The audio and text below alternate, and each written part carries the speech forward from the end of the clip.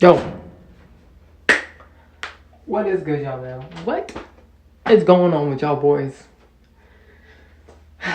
We're back with another video, man. We're back with another video.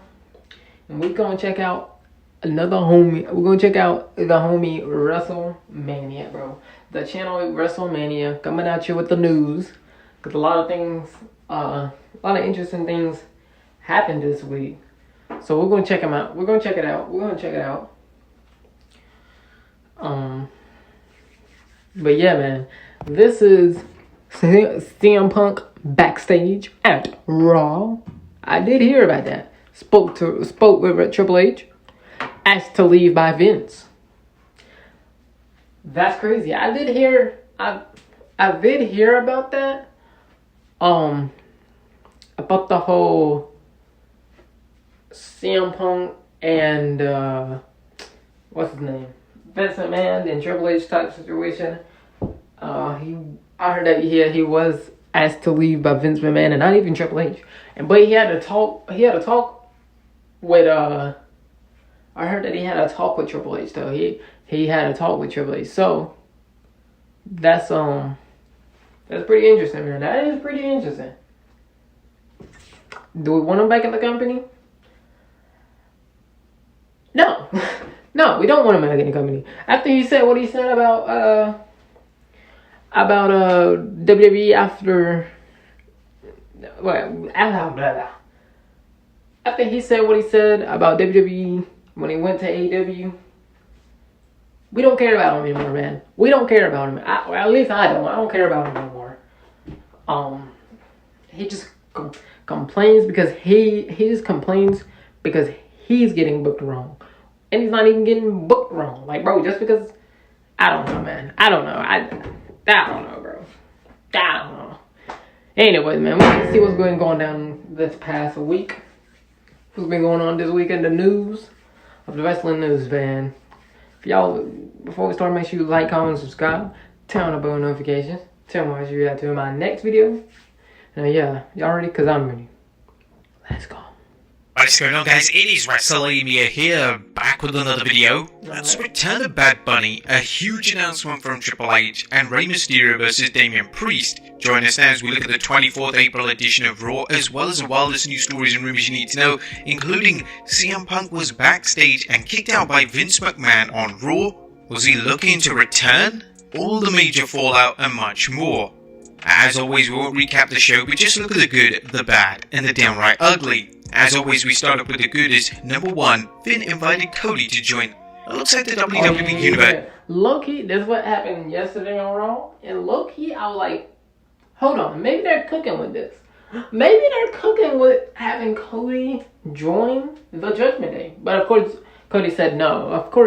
He was thinking about it, but he said no. But I low-key turning... then I was thinking, low-key turning Cody heel. But then I was thinking... Nah, turning Cody, he does not need. He's white hot, bro. It's like if you turn Sammy and Kevin Owens heel. Like it just won't make sense. It's like turning Riddle heel. Don't make sense. So keep Cody where he's at, man. Keep Cody as a babyface. Knows who Finn Balor will be feuding with next. If Cody Rhodes isn't getting a world title shot soon, he might as well be working some big feuds. At least that's the WWE strategy for keeping Rhodes hot without a title. Whether or not Cody gets a rematch is anyone's guess. Is this Vince's way of testing Cody to see if he can play the game? Well, no pun intended. And if so, a Cody vs Finn feud isn't the worst idea we've seen from WWE. After all, Cody could be wrestling almost at Backlash. Number two, playing those mind games. No. Seth Rollins is. Speaking of Seth Rollins, bro, he is the perfect person. He's the perfect person to win the new title, man. The WWE World Heavyweight Championship. He's the best person to be the first person. Because he's a great... He needs a title, man. He just needs a title. He already got the fan base literally on... He got the whole universe in the palm of his hand. He just needs a title that makes sense. In the new World Heavyweight Championship, it makes sense. It makes sense, man. Now what you do, this is what you do, man. This is what you do. So, the World Heavyweight Championship, throw that over, keep that over to Raw. Throw that over to Raw. Now with the WWE and the Universal Championships, combine them. Combine them. We need it to be combined, or throw the WWE Championship, keep the Universal Championship. Keep the Universal Championship and keep that on SmackDown. Keep that on SmackDown. That's what I think should happen with the championships. Somehow the WWE continues to keep the Usos drama fresh, not only keeping fans wondering if and when the bloodline will fracture, but planting the seeds that may be a matter of time before KO and Sami Zayn turn on each other. The storyline is simply... It's crazy because they're planting... It looks like they're planting seeds, and then they stray away from it. It's like they're planting a seed, and then they stray away from it. They're best friends. Like, I hope not, man. Because, like, it's just like, what point and for what reason? I think they should either lose the championships either at the end of this year or at WrestleMania next year. But other than that, any other time, they don't need to be dropping the titles. That's way too early. Way too early for these two, man. Adding to the suspense going into Friday's Undisputed Tag Team Championship match. Hopefully the WWE will know when to move on to a new storyline, because no matter how hot a storyline is, there's no avoiding their getting old. Number 3, predictable but still entertaining. The LWO vs Bloodline was one of those matches where fans got so lost in the action and the precision wrestling that they forgot about the inevitable outcome. No one expected the Latino World Order to win, but their match with the Bloodline was fantastic. It had a good backstory. That was a great match too, bro. I was actually watching that match on Raw, bro. That was an amazing match. And low-key, I think I might be the only one, but that needed to happen. The LWO, the Latino, the Latin World Order, they needed to win. They needed to win because they've been losing back to back to back. And throwing seeds around the bloodline, man. Throwing seeds around. The bloodline needs to start losing. They're gonna lose on SmackDown for the tag team titles, and they're gonna lose at Backlash. You have Roman get mad, then on the road to SummerSlam as they start crumbling from now until then. It was a hell of a fun match to get into. Some brilliant Backlash build-up. Some brilliant build-up for Backlash last night, with the WWE wasting no time building up some of the matches it announced last Friday. The WWE used promos and matches. This right here, bro, the Rollins and Omos. Rollins and Omos? Vince McMahon got to be high. He's got to be high. He's got to be smoking something. Because I know that wasn't a triple. I know that was not a Triple H. To build up the various Backlash bouts, and it did so without being predictable. For example, everyone expected Bronson Reed to attack Bobby Lashley while the Almighty was trashing Austin Theory. But it was a nice change of pace to see Reed take out Theory after he and A-Town beat Bobby down. Number 6, the draft looms near. The WWE did a good job making the draft seem important as wrestlers pondered over an uncertain future. Just wait until the WWE and Endeavor start making cuts. Our fan and tag teams alike wondered whether they'll still be together after the draft. Speaking of Montez Ford and Angel Dunk, the Street Profits, keep Bianca on Raw, but keep Angelo Dawkins on Raw, send Montez Ford to SmackDown, since SmackDown is the superior brand. Since SmackDown is the creating a feeling that the draft is real and not just a storyline to pop the ratings for a week. Number 7, Seth. And I'm not saying they should be in a feud. I'm not saying that at all. They just need to be split apart. You can still be cool, but be split apart. There's no fear. The WWE did a decent job last night setting up the reason behind the Omos vs Seth Rollins Backlash match that seemed to pop out of thin air. MVP listed the Visionary's many accomplishments, saying that only Seth would do as a worthy opponent for Omos. Rollins shot back, calling Omos a once-in-a-generation talent. However, Seth pointed out that Omos a once-in-a-generation talent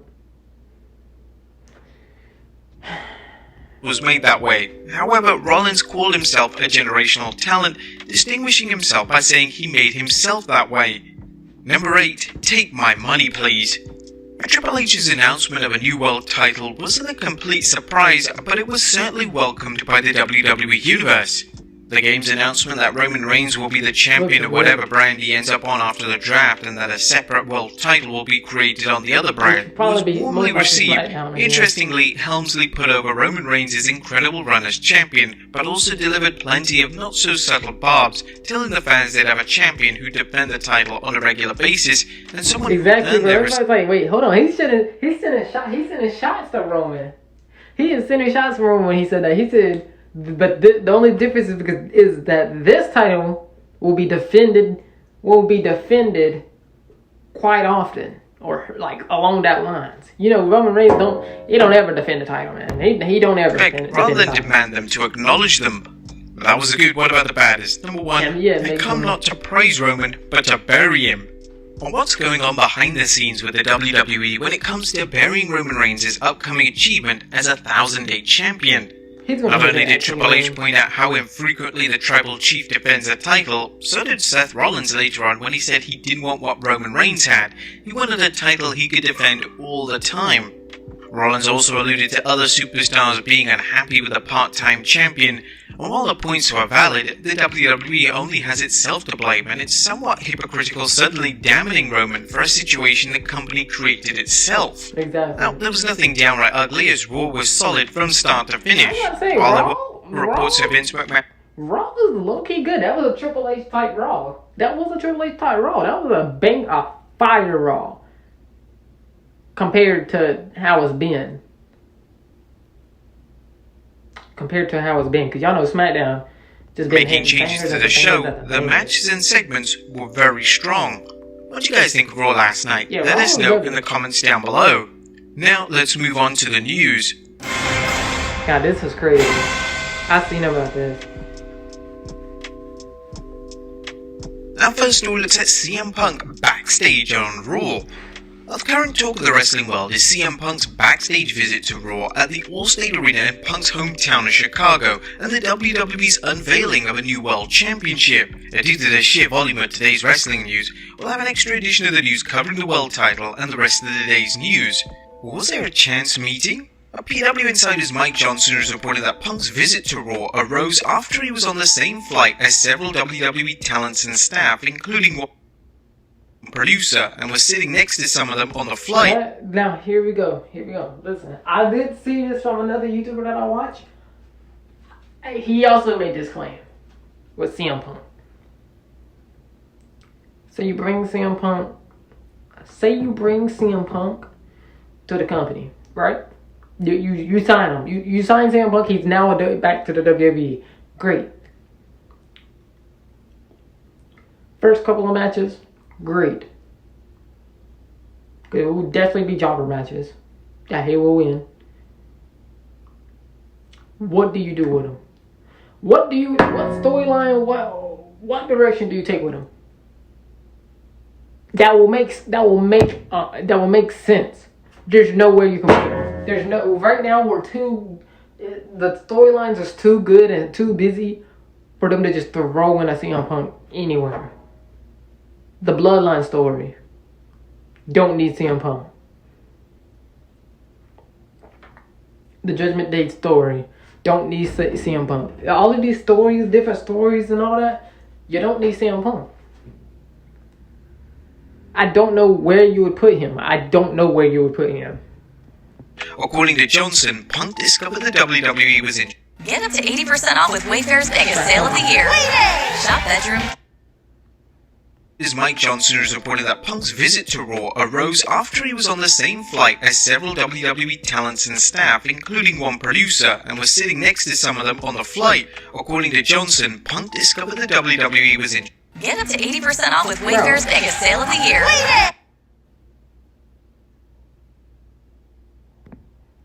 Entering the arena with unnamed wrestlers. Next up, Punk and The Miz bury the hatchet.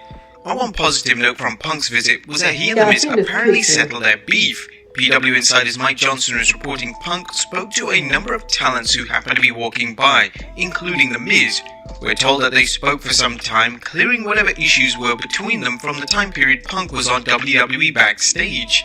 According to different reports, The Miz and Punk were once friends, but animosity may have begun when The Miz headlined WrestleMania 27. One of Punk's chief complaints with the WWE was that he never got to main event Mania. Now, over time, Punk called The Miz out on social media, including this... Which he should have, but he just... That's the problem about CM Punk and having him on your show, man. He will complain over and over and over again. Don't matter what's happening. Even if it's good, even if it's good or bad, good complaint, bad complaint, he's still gonna complain.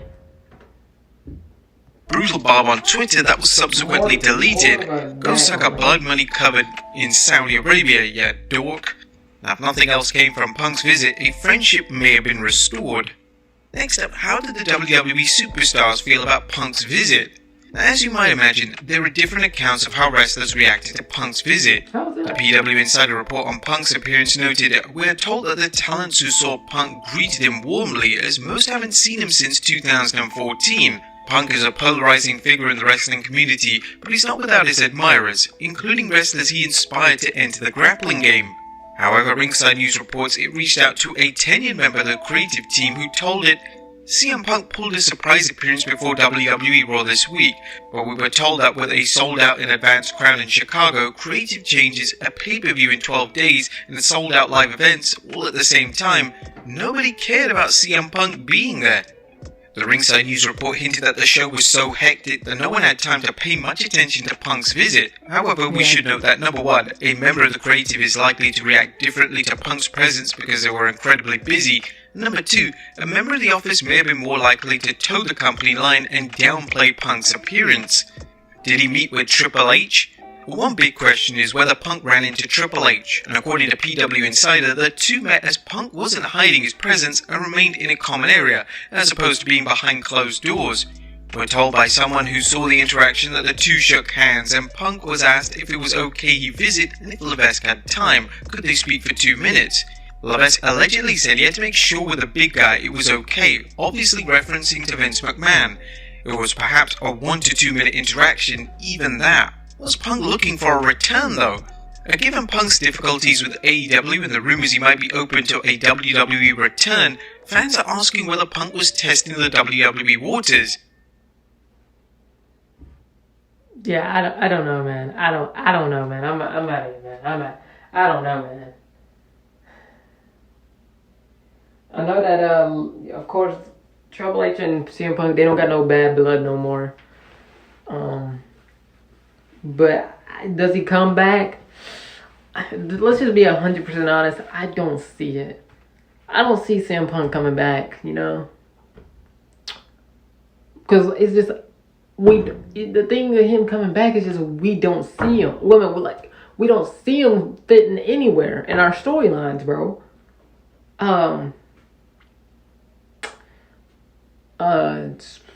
I was about to say he can come back, do an amazing hoodie entrance or appearance, tag somebody, start a feud, whoop-de-whoop. But where do you go? Where do you go? I don't know, man. If it was me, I wouldn't bring him back on my show after I seen what has happened on other shows. But leave your comments down below. Leave your concerns and comments down below about what do y'all think about this past week in the WWE. If you did like this video, please like, comment, subscribe, turn on bell notifications. Tell me what you react to my next video. And we're going to see who gets drafted to SmackDown and Raw. Hopefully some big NXT appearances, which I hope we get some big appearances. I know it will definitely help the tag team division. The women's tag team division needs helping. They got a lot of good tag teams. Braun Breaker. I keep saying Bronson Reed. Braun Breaker. He definitely should come. Go to Raw. Not Carmelo Hayes. I want Cora Jade to come to SmackDown. She would fit great with SmackDown. But I'm pretty sure ain't she the NXT the women's NXT women's champion? I'm pretty sure she is. I don't know. Maybe not. I have no clue who the women's NXT champion. But yeah, the draft is gonna be great. It's gonna be great, and it will help the roster.